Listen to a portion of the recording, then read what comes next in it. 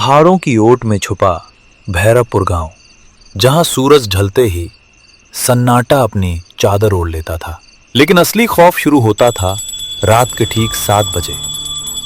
गांव के प्राचीन मंदिर से गूंजती इस भारी शंख की आवाज कोई प्रार्थना नहीं, बल्कि एक खौफनाक चेतावनी थी। 7 बजने वाले हैं, सब लोग अपनी अपनी दहलीज के अंदर चले जाओ। कोई भी अपनी चौखट के बाहर पैर नहीं रखेगा। आज की रात भारी है। शाम ढलते ही मौत का पहरा शुरू हो जाता है। फौरन खिड़की दरवाजे बंद करो। सरपंच साहब, अनर्थ हो जाएगा। सरपंच साहब, सुखिया अभी तक अपनी दुकान बंद करके घर नहीं लौटा है। वो अब भी वहीं चौराहे पर बैठा हुआ है। उसे अपनी जान प्यारी नहीं है तो वो भुगतेगा।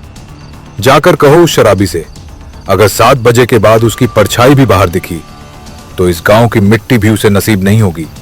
फौरन अपने घर भागो। पापा, हर शाम 7 बजते ही हम इस दरवाजे पर काली राख की लकीर क्यों खींचते हैं? और ये काला धागा, इस सन्नाटे का राज क्या है? बेटा समर, ये सिर्फ चूल्हे की राख नहीं है।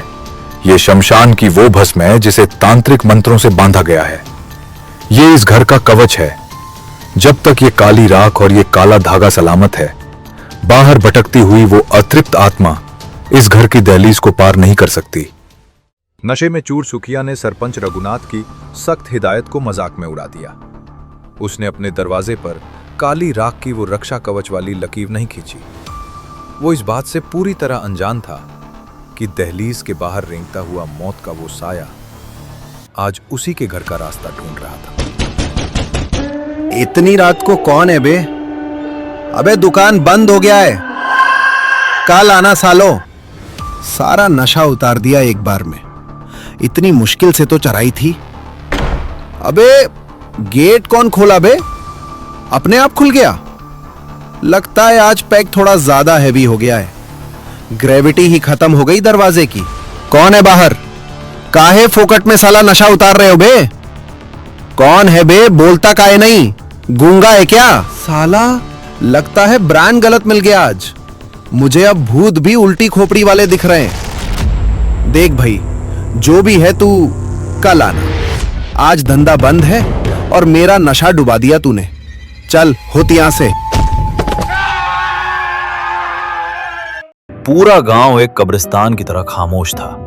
लेकिन तभी समर के कमरे की खिड़की के कांच पर 5 उंगलियां रेंगने लगी। सन्नाटे को चीरती वो आवाज किसी धारदार हथियार की तरह समर के सीने में उतरी। समर, ओ समर, दरवाजा खोल भाई। जंगल में भेड़िए मेरे पीछे पड़े हैं।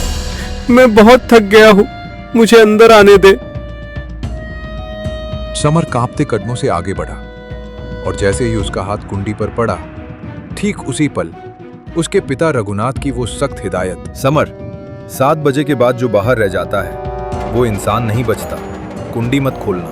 नीरज, तुम तो 6 महीने पहले लकड़ी काटने जंगल गए थे और कभी लौटे ही नहीं। मैं रास्ता भटक गया था भाई। आज बड़ी मुश्किल से बचकर आया हूं। प्लीज, बहुत ठंड है बाहर, दरवाजा खोल।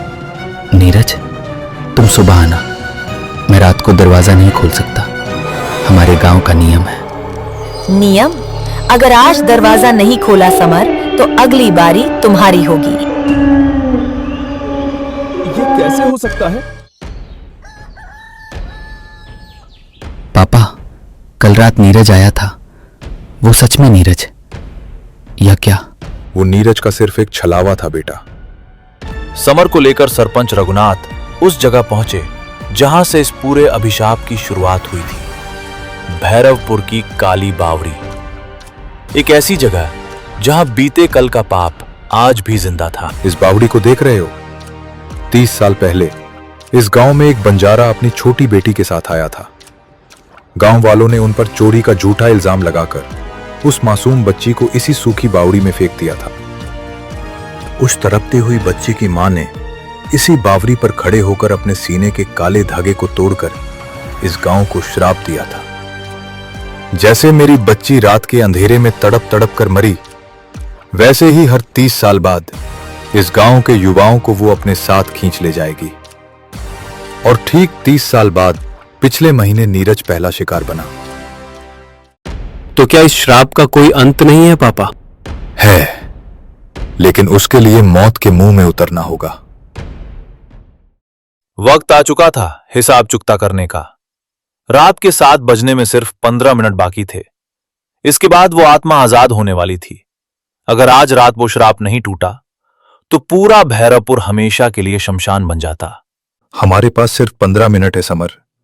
7 बजने से पहले मुझे इस बावड़ी के सबसे निचले हिस्से में जाकर उस बच्ची की आत्मा के अवशेषों पर यह पवित्र दिया अर्पित करना होगा। तभी यह श्राप शांत होगा।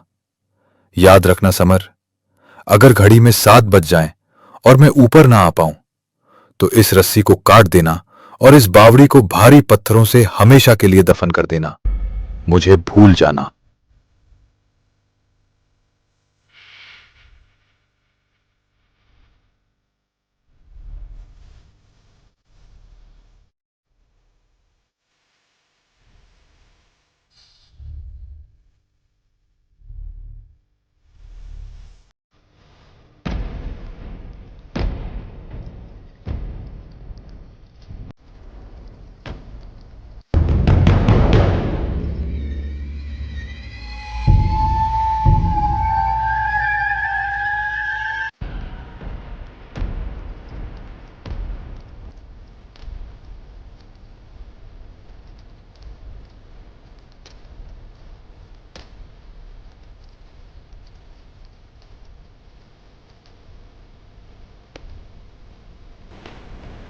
तुम अपनी मौत खुद चुनकर यहाँ आए हो सरपंच।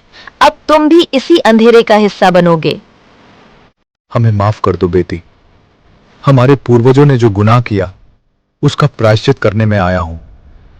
ये पवित्र दिया और ये प्रार्थना स्वीकार करो और इस गांव को बख्श दो। पापा जल्दी ऊपर आओ, समय खत्म हो रहा है। उस खौफनाक रात के बाद भैरवपुर की गलियों में मौत का पहरा हमेशा के लिए खत्म हो गया। मंदिर से गूंजने वाली शंख की आवाज अब खौफ नहीं बल्कि सुकून की सुबह लाती थी। बंजारे की बच्ची का वो सदियों पुराना श्राप टूट चुका था। लेकिन एक सवाल आज भी उस गांव की हवाओं में तैर रहा है। सुखिया और नीरज जो उस अंधेरे में खो गए थे वो कभी वापस नहीं लौटे। कुछ गुनाहों की माफी तो मिल जाती है लेकिन उनके जख्मों के निशान हमेशा के लिए रह जाते हैं। इसलिए याद रखिएगा, अगर कभी आपके घर की खिड़की या दरवाजे पर रात के घने सन्नाटे में कोई बहुत ही जानी पहचानी आवाज दस्तक दे तो जज्बातों में बहकर कुंडी मत खोल देना। पहले अपनी आंखों से देख लेना कि चौखट के पार खड़ा वो शख्स आपका अपना है या आपकी जिंदगी छीनने आया कोई पराया साया। क्योंकि कुछ दरवाजे बंद ही अच्छे लगते हैं।